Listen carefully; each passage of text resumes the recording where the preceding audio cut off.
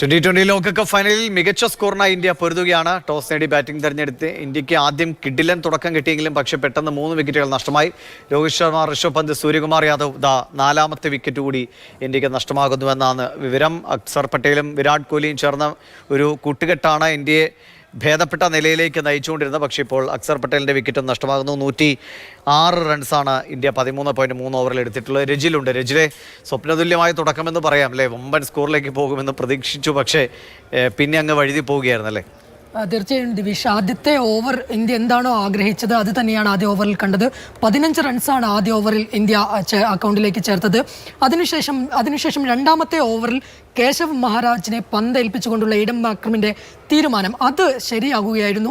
ആ രണ്ടാമത്തെ ഓവറിലാണ് ഇന്ത്യക്ക് കാര്യങ്ങൾ പിഴച്ചത്. ആദ്യ പവർ പ്ലേയിൽ പരമാവധി റൺ കണ്ടെത്തുക എന്നതായിരുന്നു ഇന്ത്യയുടെ ലക്ഷ്യം. പക്ഷേ രണ്ടാമത്തെ ഓവറിൽ തന്നെ ആ ലക്ഷ്യം വഴുതി പോവുകയായിരുന്നു. 2 വിക്കറ്റുകൾ, അതായത് മികച്ച ഫോമിൽ കളിക്കുന്ന രോഹിത് ശർമ്മയുടെ വിക്കറ്റ് നഷ്ടപ്പെടുന്നു. 9 റൺസ് എടുത്ത് നിൽക്കുകയാണ് അദ്ദേഹം പുറത്താകുന്നത്. അതിനുശേഷം 2 പന്തുകൾ മാത്രം നേരിട്ട പന്തും പിന്നാലെ പുറത്താകുന്നു. അതിനുശേഷം പിന്നീട് പിടിച്ചു നിൽക്കുക എന്നൊരു ലക്ഷ്യം ഇന്ത്യക്ക് മുന്നിലുണ്ടായിരുന്നു. പക്ഷേ അധികം വൈകാതെ തന്നെ മൂന്നാമത്തെ വിക്കറ്റും ഇന്ത്യക്ക് നഷ്ടപ്പെടുന്നു.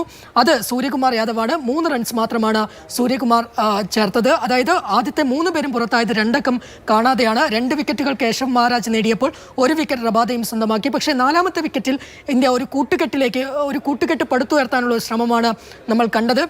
അത് വിരാട് കോഹ്ലിയും അക്സർ പട്ടേലും ചേർന്നായിരുന്നു.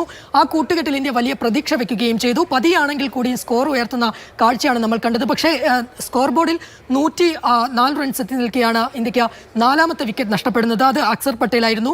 ക്രീസിൽ അതുവരെ നിന്നുകൊണ്ട് കളിക്കുകയായിരുന്ന അക്സർ പട്ടേലിൻ്റെ വിക്കറ്റാണ് ഇന്ത്യക്ക് നഷ്ടമായത്. 47 റൺസാണ് അദ്ദേഹം അക്കൗണ്ടിൽ ചേർത്തത്. അങ്ങനെ 107 റൺസിൽ നിൽക്കെ ഇന്ത്യക്ക് 4 വിക്കറ്റുകൾ നഷ്ടമായിരിക്കുന്നു. ഇനി ഏതാണ്ട് 6 ഓവർ കൂടിയാണ് ശേഷിക്കുന്നത്. പരമാവധി റൺസ് കണ്ടെത്തുക, ഒരു 150 അപ്പുറത്തേക്കെങ്കിലും ഉള്ള റൺസ് കണ്ടെത്തിയാൽ മാത്രമേ അതൊരു പൊരുതാവുന്ന സ്കോർ എന്ന നിലയ്ക്കെങ്കിലും എത്തുകയുള്ളൂ. അതുകൊണ്ട് തന്നെ ഇനിയുള്ള ഓവറുകൾ ഇന്ത്യയെ സംബന്ധിച്ചിടത്തോളം നിർണായകമാണ്.